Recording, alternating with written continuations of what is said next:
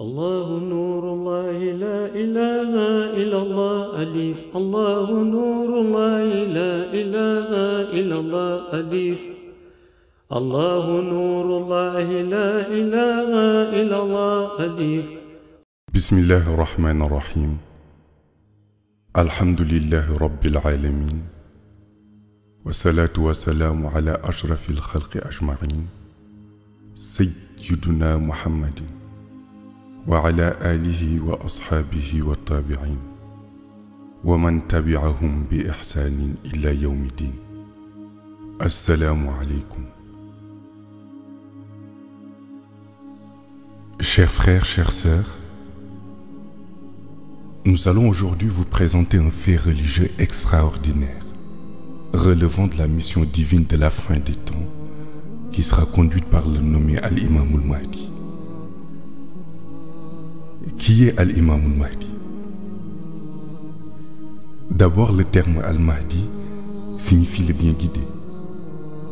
Il s'agit d'un titre attribué à l'imam qu'Allah subhanahu wa ta'ala guidera dans sa mission de sauvetage de l'humanité. L'imam Al-Mahdi est un personnage religieux qu'Allah enverra à la fin des temps, Akhir Zaman, pour sauver le monde. Ce faisant, il conduira les hommes sur le chemin de la lumière d'Allah subhanahu wa ta'ala, le chemin de la vérité. Il apportera en outre la paix et la justice dans le monde. À ce propos, le prophète Sayyidina Muhammad sallallahu alayhi wa sallam a fourni une description détaillée de l'imam al-Mahdi ainsi que l'époque précise de son avènement pour la réalisation de sa mission sur terre. Répondant aux questions qui lui sont posées sur le sujet, il décrira 4 faits majeurs qui caractérisent la période de l'avènement de l'imam al-Mahdi. Évoquant le premier fait, le prophète expliquera qu'il correspond à l'apparition de la généralisation de la corruption dans tous les secteurs de la vie dans le monde, tels que le commerce, les entreprises, les services administratifs, les affaires publiques, etc., etc. Le second fait se rapporte à la prédominance de l'injustice dans les rapports entre les personnes à travers le monde. En d'autres termes, lorsque l'injustice dominera la justice dans le monde, dans les sociétés humaines, entre les personnes, entre les États, ainsi qu'aux différents niveaux de pouvoir. Lorsque la persécution des musulmans dans le monde arrivera au point que certains parmi eux seront tués sans savoir le pourquoi, ce sera un signe évident de la venue de l'imam al-Mahdi selon le prophète Mohammed sallallahu alayhi wa sallam. Cette prophétie peut aisément être constatée aujourd'hui dans les conflits armés en cours dans les pays musulmans, pendant lesquels des innocents sont tués, parfois avec leur famille, sans connaître la raison de leur mort. Enfin, le prophète explique que lorsque les musulmans seront stigmatisés à travers le monde, jusqu'à ce que la pratique de leur religion avec quiétude devienne difficile, voire impossible, dans certaines contrées du monde, il s'agira d'un signe de l'apparition de l'imam al-Mahdi. De ce qui précède, il apparaît que l'imam al-Mahdi soit en effet un personnage clé de l'histoire sainte. S'agissant de son personnage, le prophète a évoqué au cours d'une causerie avec ses compagnons 4 exemples qui le décrivent sans équivoque. Les premières caractéristiques de l'imam al-Mahdi concernent sa filiation. Le prophète explique à ce propos que l'imam al-Mahdi portera le même nom que lui, c'est-à-dire Mohammed. Son père aura le même nom que celui du père du prophète, c'est-à-dire Abdallah. Poursuivant les explications, le prophète déclara que l'imam al-Mahdi sera son descendant, son petit-fils. Aussi, il précisera en disant que le père spirituel de l'imam al-Mahdi sera issu de ses descendants, ce qui fera de lui un shérif authentique. À ce propos, notre vénéré cher expliquera qu'il est plus difficile d'être shérif selon une filiation de lumière spirituelle que de l'être par le lien familial biologique. Deux autres marques distinctives de l'imam al-Mahdi seront révélées par le prophète. Il s'agit premièrement d'une cicatrice qui se trouve sur sa joue, en dessous de son œil gauche, dont la forme rappelle celle d'une feuille de myrte. La seconde correspond au tampon ou sceau prophétique, identique à celui qui se trouve sur l'épaule gauche du prophète. Ce dernier précisera aussi la position du tampon qui se trouve situé sur l'épaule gauche de l'imam al-Mahdi. Dans le même ordre d'idée, Sayyidina Ali ibn Abu Talib déclare un jour que son fils Hassan, qu'il a eu avec son épouse Fatima, fille du prophète, fait partie des grands salihin, grands vertueux de l'islam. Il ajouta que dans la lignée d'Hassan naîtra un homme noir, africain, qui ressemblera au prophète physiquement et héritera de toutes ses qualités humaines. Sayyidina Ali ibn Abu Talib précisa ainsi que cet homme noir africain, descendant de Sayyidina Hassan, sera le futur imam al-Mahdi, décrit par le prophète Mohammed sallallahu alayhi wa sallam. Dans la même lancée, El-Hajj Malik Sy, un grand érudit musulman, précisera que l'imam al-Mahdi sera adepte de la confrérie Tijani. Cette prédiction avait été affirmée au préalable par Mawlaya Cheikh Ahmed Tijani, petit-fils de Sayyidina Hassan et fondateur de la confrérie Tijani. Il dira en substance que l'imam al-Mahdi sera adepte de sa confrérie et confirmera en plus le fait que Mawlaya Cheikh Ahmed Tijani est celui qui détient la suprématie sur les saints après les prophètes.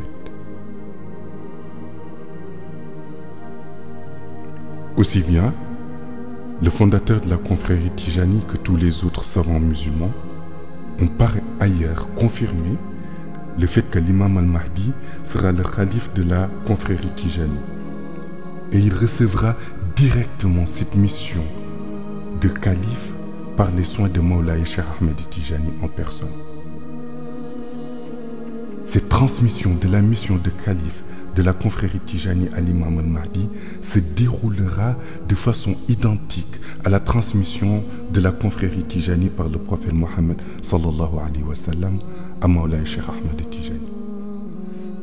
Pour rappel, le prophète avait transmis le flambeau de la confrérie à Mawlaya Cheikh en plein jour dans le désert de Samroun en Algérie.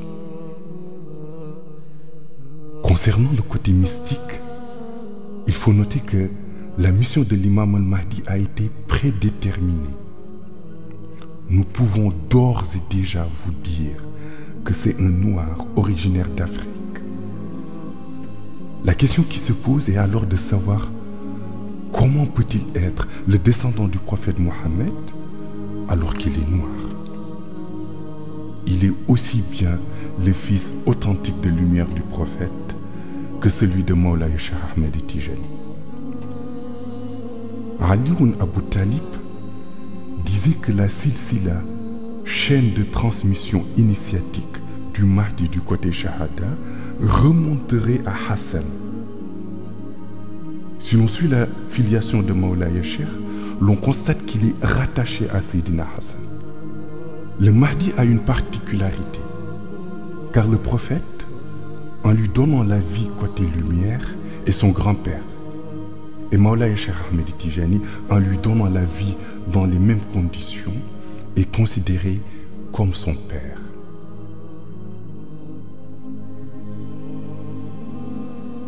À propos de la naissance sur le plan spirituel ou de la lumière, il faut savoir qu'il existe 3 étapes d'existence des saints, dont les 2 précèdent leur naissance sur terre.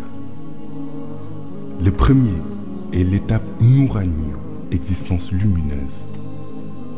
De ce fait, les awliyas d'Allah peuvent vivre des milliards d'années sous cet état d'être lumineux au monde rêve en faisant du zikr. La deuxième étape et l'étape Rouhani, existence en tant qu'esprit, qui fera passer cette lumière en une âme qui pourra ultérieurement naître ou non. Si Allah subhanahu wa ta'ala décide que cette personne va naître sur terre, c'est cet esprit qui fera entrer dans le corps du nouveau-né, et cette étape constitue la troisième étape, ou l'état insaniyu, naissance de la personne en tant qu'être humain.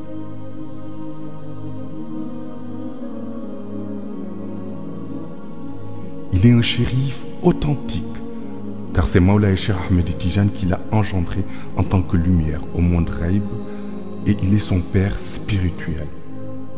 Il est donc descendant du prophète sur le plan spirituel, car Mawlaï Cheikh Ahmed Tijani est le fils spirituel du prophète Mohammed sallallahu alayhi wa sallam. Selon les révélations du prophète consignées dans les livres, l'endroit où habitera le Mahdi est entouré d'eau. Il vivra donc dans une presqu'île, ce qui revient à dire qu'il aura une ville qui lui sera dédiée. Lorsque sa mission débutera, il sera toujours accompagné par le Ruh ou l'âme de Cheikh Omar Foutiyou Tall.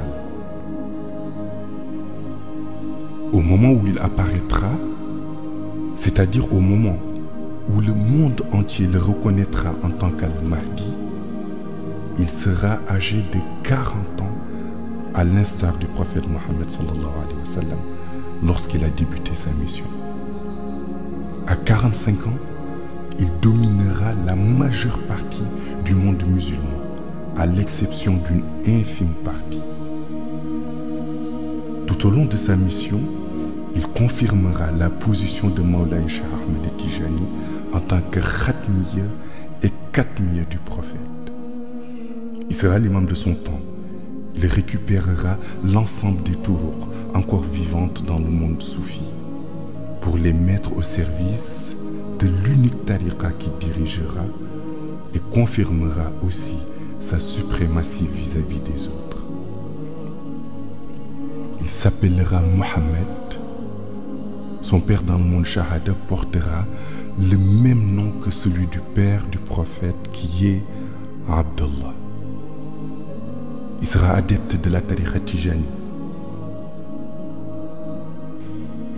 Il bénéficiera des mêmes prérogatives que Mawlaï Cheikh lorsque le prophète est venu lui remettre les rênes de la tariqatul Haq.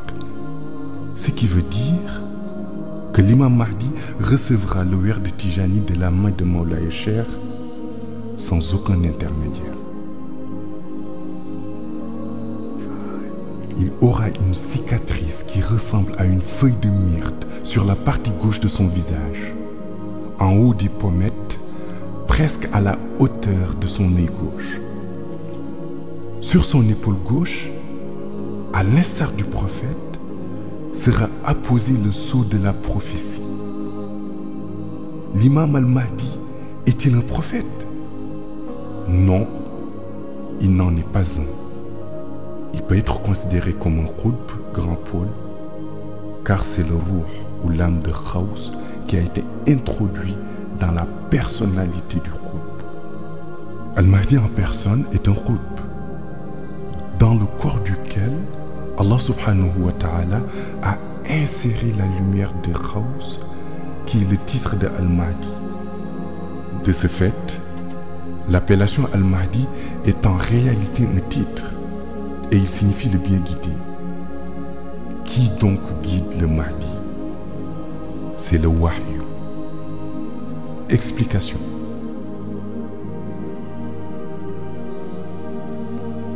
La vie du Mahdi ressemble fort à celle du prophète Mohammed sallallahu alayhi wa sallam. Tout d'abord, nul ne peut prétendre avoir enseigné au Mahdi une quelconque science ou connaissance mystique. Allah subhanahu wa ta'ala a procédé avec lui comme il l'a fait avec le prophète Mohammed sallallahu alayhi wa sallam, qui était le prophète illettré ou Nabiyul Ummi. Sa science impressionnera bon nombre de savants qui auront du mal à trouver d'où il sort cette connaissance sans faille, cette science d'une précision irréprochable.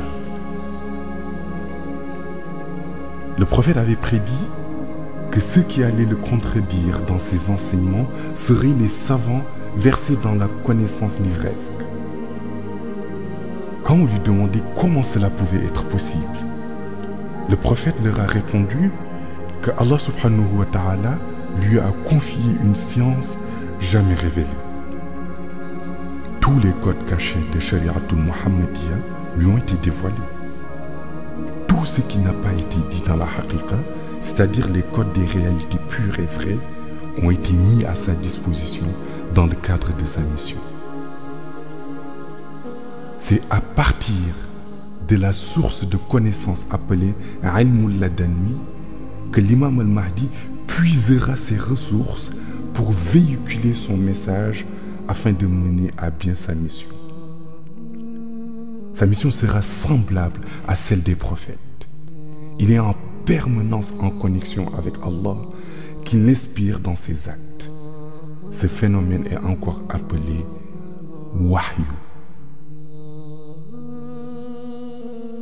Les savants classiques seront tellement dépassés par le niveau de connaissance du Mahdi et la hauteur de ses révélations qu'ils en arriveront à réfuter ses jugements. L'imam al-Mahdi sera accompagné de 313 soldats qui viendront de Raïb. Ces derniers apparaîtront pour certaines occasions aux yeux de tous ou ils resteront invisibles si la situation le préconise.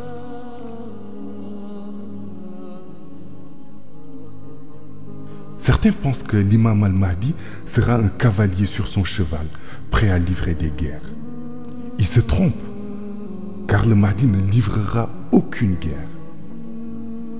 Vu le contexte géopolitique mondial, vu le niveau d'armement des États, il serait réellement incongru de voir l'imam al-Mahdi chevauchant un cheval pour combattre les inégalités et rétablir l'ordre divin. Son arme principale sera le secret de Kun Fayakun qui lui sera donné par Allah subhanahu wa ta'ala.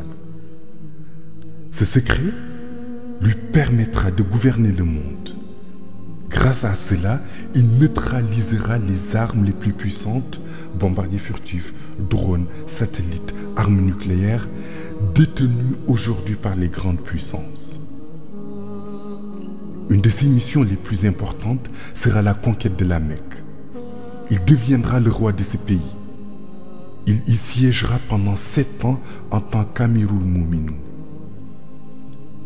À l'heure actuelle, il est impossible dans la conscience populaire qu'un noir, qui en plus est africain, soit à la tête d'un État comme l'Arabie Saoudite. Seul le secret de Kun Fayakun lui permettra de réaliser une telle prouesse.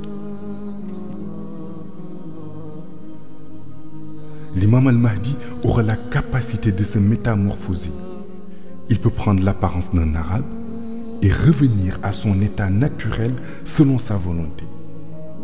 Il aura recours à ce processus de transformation entre Médine et la Mecque. Une fois qu'il accédera au pouvoir à la Mecque, des armées venant de toutes parts, et notamment de Syrie, tenteront de l'attaquer afin de le renverser et le sortir de la Mecque. Toutes les stratégies des ennemis seront déjouées. Les armées entières, après de rudes entraînements, tenteront de passer à l'offensive, mais elles seront toutes englouties par la terre qui s'ouvrira sous leurs pieds. C'est à ce moment-là que les Irakiens, les Turcs, les Iraniens, les Palestiniens commenceront à venir lui prêter allégeance et croiront en sa mission. Allah subhanahu wa ta'ala enverra un ange tel un héros entre la Kaaba et la Maqama Ibrahim qui déclarera avec une voix puissante ayant une portée très éloignée que l'imam al-Mahdi est le calife de Dieu. Il demandera à tous de se ranger derrière lui et de suivre ses recommandations. Cet ange est en fait un nawamis, une espèce très particulière d'ange. L'imam al-Mahdi commencera véritablement sa mission. Des États comme la Turquie viendront lui prêter allégeance. Le Mahdi résidera 5 années à Jérusalem avec sa mosquée sacrée au Masjidul Aqsa. Il occupera l'esplanade des mosquées pendant ces 5 années. Les Occidentaux continueront à élaborer des stratagèmes pour le combattre, mais en vain. Ils enverront des missiles contre lui. Mais grâce à son secret contenu dans Kun Fayakun, le Mahdi retournera à l'envoyeur les bombes qui lui étaient destinées. Ainsi, personne ne pourra anéantir sa mission. Il la commencera à l'âge de 40 ans et la poursuivra pendant une durée de 45 ans avant la descente du prophète Isa ibn Maryam.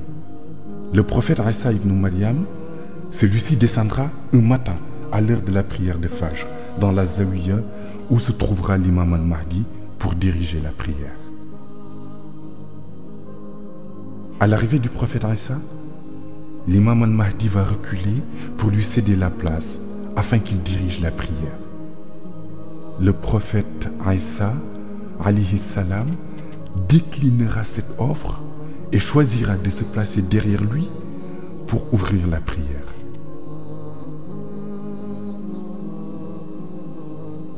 Après la prière de Fajr, l'imam al-Mahdi et ses disciples commenceront leur wazifa au moment où le prophète Isa ibn Maryam partira pour accomplir sa mission dans les églises à travers le monde. Le prophète Isa vivra encore 9 années pour terminer sa mission. Cependant, l'imam al-Mahdi vivra 7 ans après la venue du prophète Isa ibn Maryam. Ce faisant, ce dernier dirigera la communauté islamique pendant 2 ans après le décès de l'imam al-Mahdi avant de décéder à son tour d'une mort naturelle. En effet, dans le monde Ghaib, il est indiqué que le prophète Isa ibn Maryam vivra pendant 40 jours lorsqu'il reviendra sur terre. Mais ces 40 jours annoncés dans le monde Ghaib correspondent en réalité à 9 années sur terre. Ceci parce que le mode de calcul dans le monde Ghaib se fait selon plusieurs règles que seul un connaisseur de ce monde peut traduire dans l'échelle de temps du monde Shahada, c'est-à-dire le monde ici-bas. Après ces 9 ans que vivra le prophète Isa ibn Maryam pour terminer sa mission et sa mort à la 9e année, commencera l'Apocalypse. Nous précisons ici que leur mort à tous les deux sera naturelle. L'imam al-Mahdi dominera en effet le monde entier et sera connu de tous. Ainsi, toute personne qui se déclare être le Mahdi se discrédite lui-même. Il est aisé de constater que des milliers de personnes se sont déclarées être l'imam al-Mahdi, ce qui s'est révélé faux, d'autant que l'imam al-Mahdi aura une mission universelle et aura une renommée mondiale. Rien qu'en Iran, plus de 3000 personnes sont en prison pour avoir déclaré qu'ils étaient l'imam al-Mahdi. Il faut cependant noter que l'imam al-Mahdi dont parlent les chiites est différent de l'imam al-Mahdi dont parlent les sunnites. Les chiites font allusion à leur 12e calife qui, selon les récits, était entré dans une grotte souterraine quand il était enfant. Les chiites attendent sa sortie de cette grotte. Les sunnites, quant à eux, parlent de l'imam al-Mahdi révélé par le prophète Mohammed sallallahu alayhi wa sallam et décrit comme étant le bien guidé par Allah subhanahu wa ta'ala. C'est lui le vrai imam. Et Cheikh Ahmed Tijani a déclaré qu'il sera son adepte et son calife dans la confrérie Tijani. En plus, il confirmera que c'est lui, Cheikh Ahmed Tijani, le détenteur du plus grand pouvoir divin après le prophète Mohammed sallallahu alayhi wa sallam. Malgré les innombrables annonces faites par des personnes se faisant passer pour être l'imam al-Mahdi dans plusieurs pays tels que le Sénégal, les États-Unis, la France, etc., personne ne se trompera sur l'identité du véritable imam al-Mahdi, puisque ce dernier prouvera réellement qu'il est l'imam al-Mahdi par le fait qu'il gouvernera le monde. dirigera les prières à Masjid al-Aqsa de Jérusalem pendant 5 années au cours desquelles il en fera son siège. Il siégera aussi à la Mecque pendant 7 ans où il dirigera les prières à Masjid al-Haram. Les musulmans du monde entier, Pakistan, Indonésie, les pays du Maghreb, les pays arabes, ceux d'Asie, d'Afrique, d'Europe, etc. lui feront allégeance. L'imam al-Mahdi régnera avec le pouvoir de Kun Fayakun qui lui a été confié par Allah subhanahu wa ta'ala. Ainsi, tous les pays qui lui feront allégeance le feront suite à des miracles qu'il accomplira. Par exemple, il fera un miracle extraordinaire à Istanbul en Turquie, suite auquel l'ensemble du pays lui fera allégeance et le considérera comme étant leur guide suprême. C'est pourquoi quelqu'un qui déclare qu'il est l'imam al-Mahdi sans apporter les preuves attendues de ce dernier ne peut être crédible. Des dirigeants dotés d'une grande puissance militaire le suivront et seront sous son autorité. Les journaux, les télévisions et les organes de presse du monde entier feront la une de leurs publications sur les activités de l'imam al-Mahdi. De par le fait qu'il gouvernera le monde par son pouvoir qui lui a été attribué par Allah subhanahu wa ta'ala, l'imam al-Mahdi pourrait être assimilé au général des forces armées du monde, un véritable homme de pouvoir. C'est la raison pour laquelle que le prophète s'est évertué à fournir des explications concernant l'imam al-Mahdi eu regard à l'importance et à la dimension et à la grandeur de la mission qu'il devra accomplir, telle que la gouvernance du monde, le rétablissement de la justice sur terre, l'instauration de la paix dans le monde, la rédemption des âmes, etc. etc. Lorsque l'imam al-Mahdi aura accompli certaines prouesses, telles que le siège à la Mecque pendant 7 ans et à Masjid al-Aqsa Jérusalem pendant 5 ans, lorsque des pays comme la Turquie et les autres grands pays lui feront allégeance,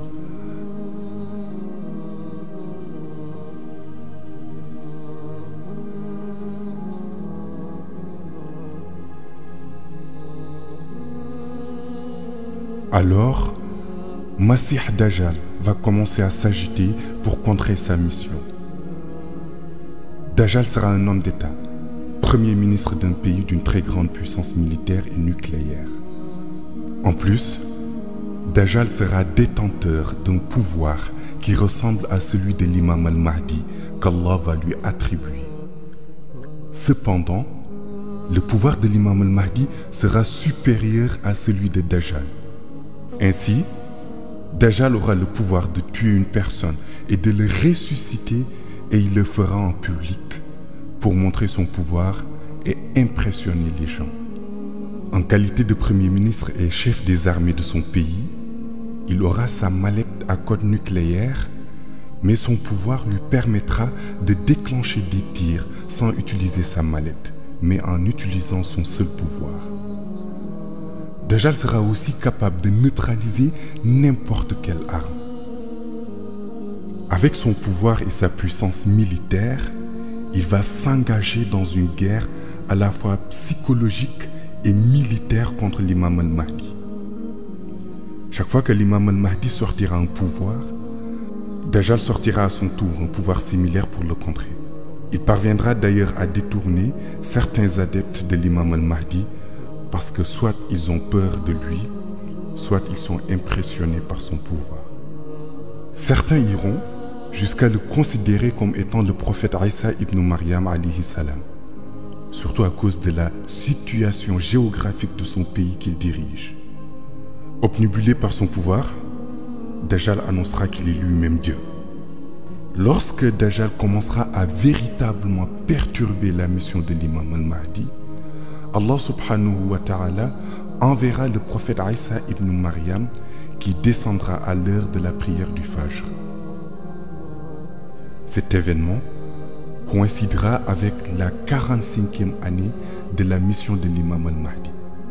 Lorsque Isa sera venu et aura tué Dajjal, Isa ibn Maryam régnera pendant 9 ans.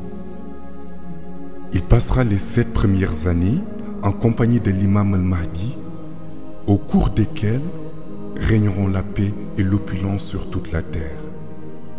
La nature sera généreuse, les arbres produiront plus et la pauvreté sera rayée de la surface de la terre. Par exemple, une plante qui produisait 100 fruits va produire désormais 1000 fruits. Cette abondance adviendra parce que le prophète Isa ibn Maryam aura de nouveau marché sur la terre et aura tué Dajjal.